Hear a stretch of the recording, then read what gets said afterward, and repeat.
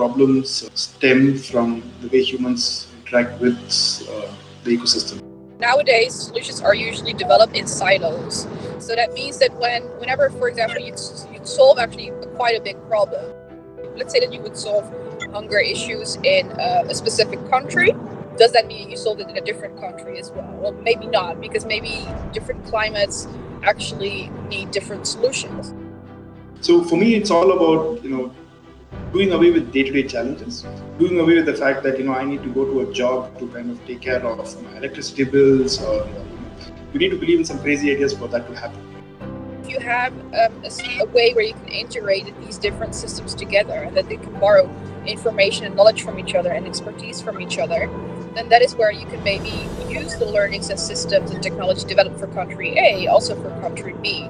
And it is currently what is not being done. Because right now, for very complex problems, you rarely have one single piece of software that does all the work. Gathering the information, processing the information, training models, and then executing upon those models.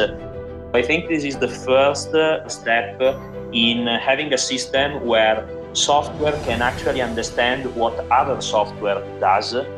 I'd like to look at it as it being the soil within nature, so where everything can grow. We are basically building a language for machines to understand how to interact with these tools, so that the machines can make these choices for people and can use these tools for the people. For you to create benevolent AGI, you need to have some level of human knowledge, so to speak, right? So people from arts, ethics. We somehow had to break this notion that this is a very technical area. We are inviting everyone that would like to contribute to thinking about how you can create this integrative system to contribute their thoughts and to contribute their ideas. So the call to action would be to anybody that has an interest in logic, formal logic, or linguistics or semantics. So we can create different solutions for different problems, but as long as they're not integrated with each other, then we didn't create an ecosystem.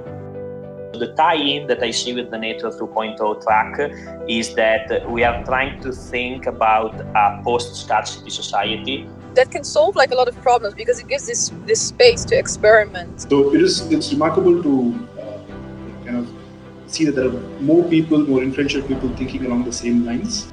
Within the SingularityNET spirit, of course, what we're developing, and also for the Nature 2.0 spirit, of course, what we're developing is open source. So it will be available via GitHub. The way Jan Peter kind of talked about it, one phrase that he mentioned stayed with me.